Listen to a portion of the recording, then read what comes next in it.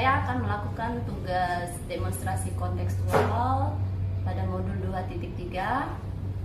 Perkenalkan, nama saya Amna Puspita Muni. Di sini saya berperan sebagai supervisor dari SD Negeri 35 Palembang. Di sebelah kanan saya, perkenalkan, saya Septriana dari SDIT Binari Palembang, Kota Palembang.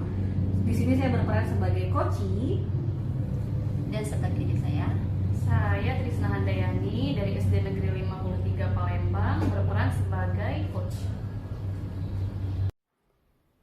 Pada video perkenalan di awal, setiap peran dilakukan oleh calon guru penggerak Angkatan 9 dari Kota Palembang.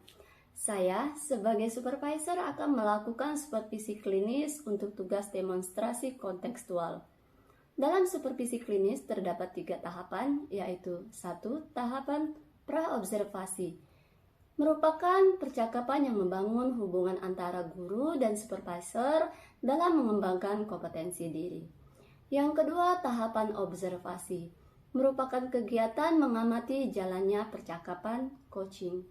Dan yang ketiga, tahapan pasca observasi, merupakan hasil data pengamatan, menganalisis data, refleksi, umpan balik, dan rencana pengembangan kompetensi bertujuan untuk perbaikan ke depan. Demikianlah gambaran singkat video saya. Selamat menyaksikan.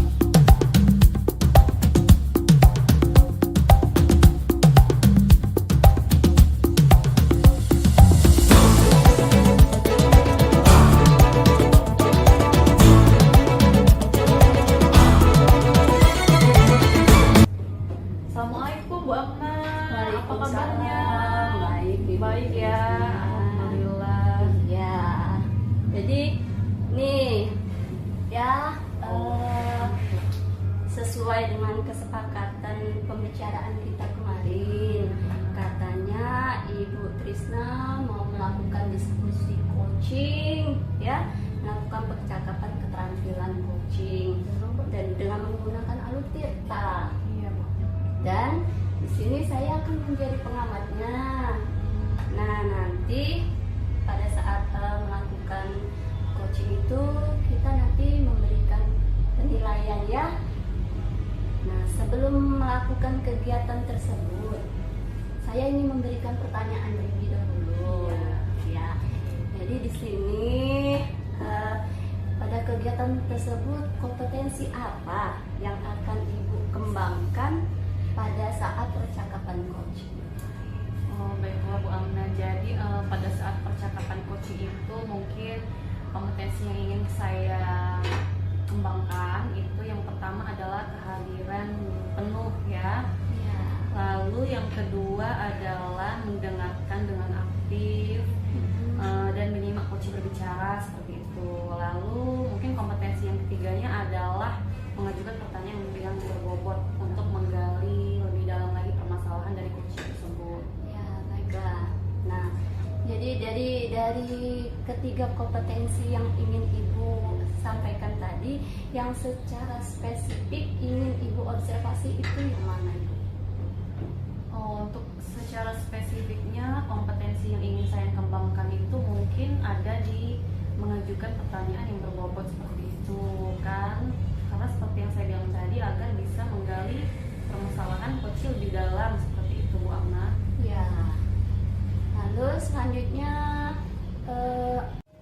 dari indikator ketercapaian tujuan pengembangan yang Ibu inginkan itu yang mana?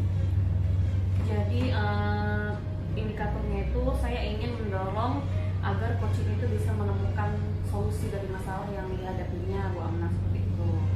Oke, ya, baiklah. Jadi nanti silakan Ibu Trisna melakukan keterampilan coachingnya, percakapan coachingnya bersama coach ya. Iya. Nanti saya akan mengamati selama kegiatan itu berlangsung. Iya, baiklah Bu Amna kalau Iya, begitu. iya. Baik, nanti kegiatannya dilakukan di mana Ibu? Nanti dipanggil. Iya, nanti dipanggil aja coachingnya Bu Ya, Amna. baiklah Ibu. Terima kasih Bu Amna. Iya. Assalamualaikum Bu Septri. Waalaikumsalam Ibu Trisna. Gimana nih kabarnya hari ini? Alhamdulillah Bu, saya sehat. Iya. Seperti yang Ibu lihat ya Bu ya.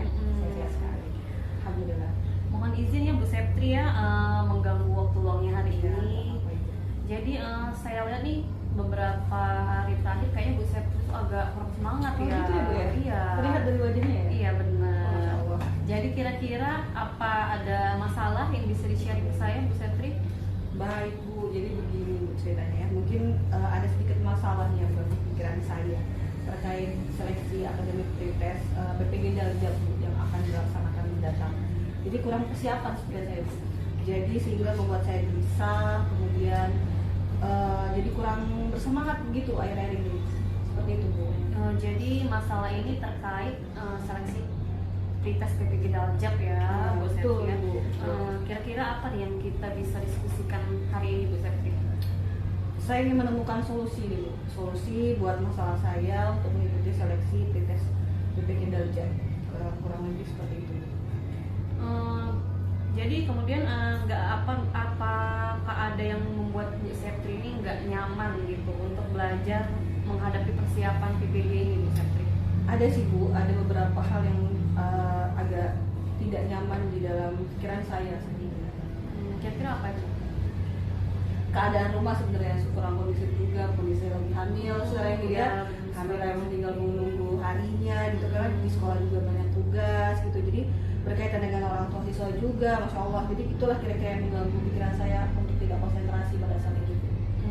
Kira-kira kalau untuk level kesiapan belajar Bu Septri untuk menghadapi pretest PPG ini ada di level berapa nih kira-kira 1 sampai 10? Mungkin kalau saya amati, saya masih di level 5 tuh kayaknya. Oke, level 5 ya berarti. Semoga nanti kira-kira bisa ditingkatkan lagi ke level yang lebih tinggi Bu Septri ya, lebih siap lagi menghadapinya. Ya paling tidak syukur-syukur ya Bu ya, saya meningkat ke level 8 lah gitu ya. Iya, untuk kesiapan belajarnya ya. Baik, itu selanjutnya ada lagi nggak ya kira-kira yang membuat Bu Septri itu merasa gelisah selain dari kesiapan belajar tadi?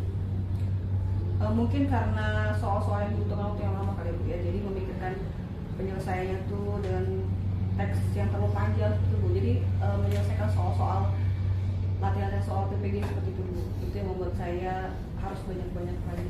Iya benar. Jadi memang untuk mengerjakan soal-soal yang panjang ini membutuhkan waktu yang lama, Bu Septri ya. Jadi memang harus ada persiapan sebelumnya. Betul. Saya juga belajar juga sih dengan teman-teman sebelumnya dari peserta PPG sebelumnya. Saya rasa itu kurang maksimal ternyata Bu. Jadi karena terkadang hasil belajar tidak sesuai dengan apa yang saya pikirkan dan saya harapkan seperti itu. Oke, benar. Jadi sejauh ini kira-kira apakah sudah efektif cara yang digunakan dalam menghadapi pretest PPG ini? Kira-kira? Sejauh ini sih belum Bu. Saya belum efektif sekali untuk belajar terkait itu. Jadi sebenarnya permasalahannya sangat kompleks ya, terkait dari kondisi rumah yang kurang kondusif, kesiapan belajar, dan juga untuk menyeimbangkan kesiapan belajar lainnya untuk menghadapi seleksi PPG ini ya. Baik, lalu seharusnya prioritas apa nih yang seharusnya diselesaikan terlebih dahulu dari masalah-masalah yang tadi fokus tadi ya? Mungkin saya harus menyesuaikan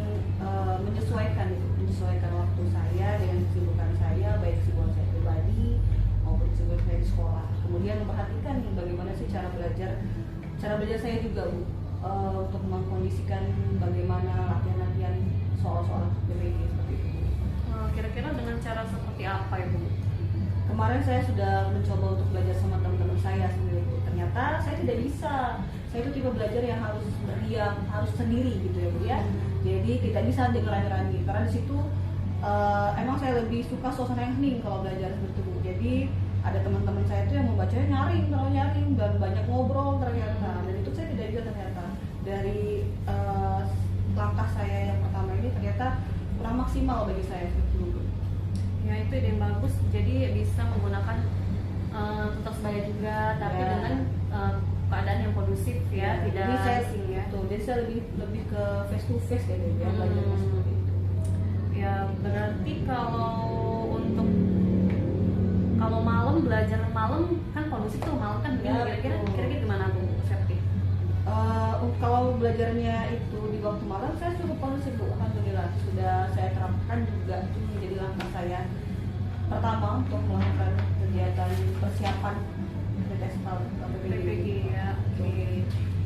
Kalau untuk situasi mengajar kurikulum merdeka ini kira-kira oke, berarti saya percaya dengan potensi yang Ibu miliki sebenarnya ya, apalagi bukan masih muda, cerdas dan fresh gitu ya.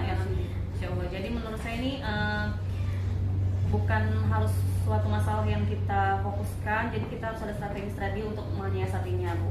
Iya Bu, betul seperti itu. Kira-kira ada kendala lagi kah yang Ibu hadapi selain itu? Untuk persiapan PPG Dungeon ini yang saya alami sekarang, yang jadi masalah besar saya itu sepertinya itu saja sih Bu yang saya alami. Ya, oke.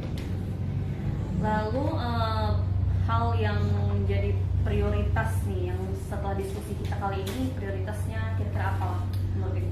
Oke, mungkin pertama saya harus mempelajari materi PPG dulu ya Bu ya, sesuai dengan gaya belajar saya. Karena tadi terkait masalah saya, ternyata saya tidak bisa nih belajar dengan bareng-bareng ya gitu kan. Jadi saya lebih mudah memahami ketika proses pelajaran itu sendiri dan face to face seperti itu. Mungkin dengan gaya belajar auditori dan sebagainya seperti itu. Bagus. Berarti dengan gaya belajar auditori ya Bu ya. Ya betul. Lalu tentang manajemen waktu nih Bu, kira-kira nanti Ibu akan memperhatikan hal itu tidak pada saat tes PPG Daljab itu sendiri? Nah, saya tertarik nih Bu sebenarnya terkait manajemen waktu ya Bu ya. Jadi mungkin saya akan memperbanyak latihan soal tentang PPG, kemudian baik itu secara manual maupun secara online ataupun simulasi-simulasi yang ada di internet seperti itu, untuk agar saya terbiasa bagaimana saya memanajemen waktu dengan permasalahan yang kompleks tadi. Baiklah Bu Septri, saya senang sekali dengan diskusi kita pada hari ini. Semoga bisa menjadi komitmen ke depannya ya Bu Septri ya. Hari ini juga saya senang juga sudah bisa mengeluarkan apa yang ada di pikiran saya Bu kepada Ibu Cisna. Oke, terima kasih Bu Septri. Kira-kira dari solusi yang saya tawarkan tadi sudah membantu? Ada yang ingin ditanyakan lagi? Terkait solusi yang sudah Ibu jelaskan dan sudah memancing saya untuk melakukan dan atau membuat strategi saya, itu sudah cukup membantu saya mengeluarkan apa yang saya hadapi sekarang. Sedikit rendah sih Bu sebenarnya. Iya Bu. Ya, baik. Baiklah, kalau gitu saya pamit dulu ya Bu Septri ya. Oh iya baik, ada kegiatan lain? Iya, ada kegiatan lain Masya selanjutnya. Allah. Terima kasih ya Bu ya, saya sudah makasih Bu Septri. mendengarkan keluh kesah Baik, saya. semoga selalu sehat ya Bu Septri. Iya, sama-sama Ibu. Assalamualaikum. Waalaikumsalam warahmatullahi wabarakatuh. Oke, jadi tadi saya sudah melihat percakapan Ibu bersama Ibu Septri tadi ya. Saya lihat sepertinya ada kedekatan satu sama lain. Jadi bagaimana nih perasaan Ibu Trisna setelah melakukan coaching tadi? Perasaan saya setelah melakukan coaching dengan Bu Septri tadi, tentunya saya merasa lega. Lalu saya juga merasa senang nih bisa membantu permasalahan dari Bu Septri gitu, Bu Amna. Oke, jadi senang ya Ibu ya, kita Ya, bisa senang sekali, membantu memecahkan masalah, walaupun pemecahannya itu bukan dari Ibu ya, Iya. tapi dari Ibu Septri itu sendiri. Dia sudah bisa menemukan sendiri Jadi solusi. timbul rasa kebahagiaan ibaratnya ya. Nah, di sini jadi pada saat melakukan coaching tadi, apa nih yang sudah Ibu lakukan? Indikator apa nih yang menjadi ketercapaian pengembangan yang Ibu inginkan tadi? Jadi dari praktek coaching yang sudah saya lakukan tadi dengan Bu Septri itu, saya sudah menggunakan alur tirta nih Bu Amnah ya. Yang pertama tentunya ada tujuan yang saya lakukan ketika mempraktikkan praktek coaching ini. Tujuannya itu yaitu menyelesaikan masalah dari Bu Septri itu sendiri. Lalu yang kedua adalah identifikasi masalah nih. Mencari apa sih masalah dari Bu Septri ini. Tadi ternyata masalahnya cukup kompleks seperti itu kan, tentang rumahnya yang kurang kondusif karena apalagi dia ingin belajar PPG, tes PPG Daljab ya. Jadi suasana rumahnya kurang kondusif. Lalu permasalahan yang kedua itu kesiapan belajar untuk materi-materi yang ada di PPG Daljab. Katanya itu soal-soal yang disajikan itu panjang-panjang nih, jadi memang butuh kesiapan seperti itu. Lalu rencana aksi nih, apa sih yang ingin dilakukan agar masalah itu bisa selesai? Dan sebenarnya Bu Septri tadi sudah bisa menemukan sendiri solusi dari masalahnya itu dari pertanyaan-pertanyaan yang saya ajukan seperti itu. Dan yang terakhir, Bu Septri juga sudah bisa secara tanggung jawab menyelesaikan masalahnya dari pertanyaan-pertanyaan yang sudah saya ajukan tadi seperti Tadi ketika saya mengamati juga, saya lihat nih ya bagaimana Ibu Trisna melakukan praktek tersebut sesuai dengan kompetensi yang akan Ibu kembangkan di pembicaraan kita awal tadi kan, yaitu dengan melakukan kehadiran penuh, terus menanyakan pertanyaan berbobot, dan juga ada satu kompetensi tadi kan yang Ibu lakukan, mendengarkan aktif. Saya melihat tadi Ibu sudah benar-benar berada di tempat yang fokus dengan apa yang sedang dibicarakan oleh Ibu Setri tadi. Terus Ibu sudah menyimaknya, mendengarkan secara aktif ya. Ibu juga sudah melakukan sesuai alur kita, terdapat tujuan. Ibu sudah mengidentifikasi, Ibu juga sudah mengarahkan ke rencana aksinya, dan juga dia melakukan tanggung jawabnya. Nah, di situ juga Ibu saya lihat itu sudah memberikan pertanyaan berbobot gitu. Ya, jadi tadi apa yang Ibu Setri lakukan, misalnya kan rencananya apa. Nah, hal-hal tersebut itu sudah Ibu ikuti alurnya. Jadi Ibu juga sudah menggunakan asumsi dan tidak melakukan pelabelan ketika melakukan coaching tadi. Nah, lalu saya juga mengamati Ibu dengan suara yang jelas, terus bisa memahami apa yang ingin coaching, yang merasakan apa yang saat itu coaching sedang rasakan, dan akhirnya dia bisa menemukan solusi masalah yang sedang dia hadapi. Ini kalau saya ingin bertanya, yang ingin saya menanyakan kembali, Ibu Trisna, kira-kira kalau ketika kita nanti melakukan coaching kembali ya, Ibu Trisna apa yang ingin dikembangkan? Oh, dari ketika saya ingin mempraktikkan coaching lagi ya Bu Amnah ya, mungkin saya ingin lebih memahami lagi apa itu alur tirta seperti itu. Jadi saya ingin memahami lebih dalam lagi alur tirta agar saya bisa mempraktekkan praktek coaching itu dengan lebih baik lagi seperti itu. Tidak hanya dengan rekan sejawat, tetapi juga bisa dengan siswa di sekolah seperti itu, atau dengan coaching lainnya yang memang sedang ada masalah seperti itu Bu Amna ya. Itu ya. Oke, jadi tadi Ibu Trisna juga mengajukan beberapa pertanyaan bobot seperti apa upaya Ibu meningkatkan kesiapannya, terus adakah persiapan ya dalam daljab tadi. Nah, di sini Ibu sudah memposisikan diri Ibu itu menghadirkan diri sepenuhnya. Ibu begitu sabar, ingin tahu lebih banyak bagaimana coach itu mengembangkan dirinya, menggali potensi yang ada dalam dirinya untuk mencari untuk memecahkan masalahnya sendiri. Nah, di situ juga saya melihat Ibu Trisna benar-benar fokus. Iya.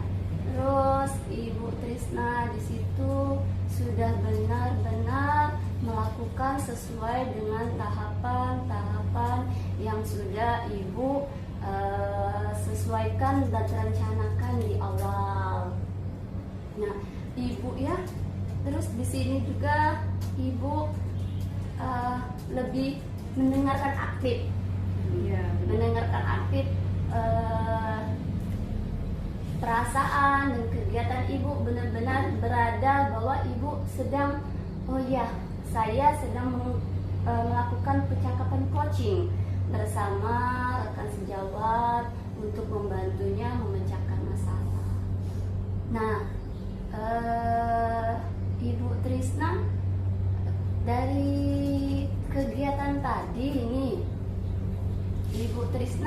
Eh, kira-kira di kegiatan tadi hal mana yang paling Ibu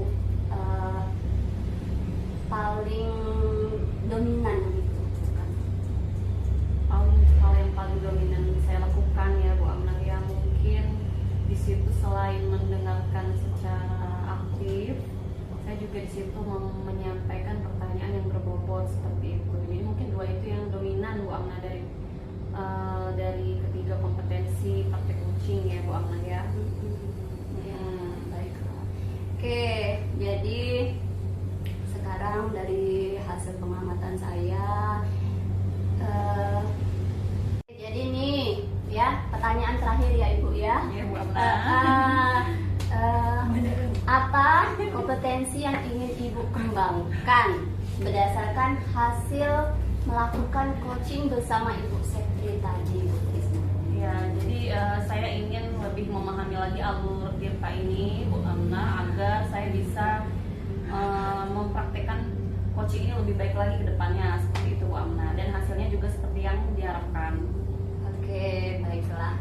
Jadi terima kasih nih ya. Di sini percakapan yang sudah kita lakukan, saya sebagai pengamat, supervisor, ya Ibu sebagai coach, itu kegiatan kita ini semoga bermanfaat ya Ibu ya.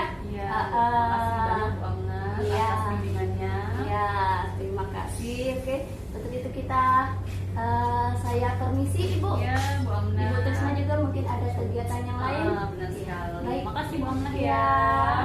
Sampai ketemu lagi. Iya, Ibu Trisna. Assalamualaikum.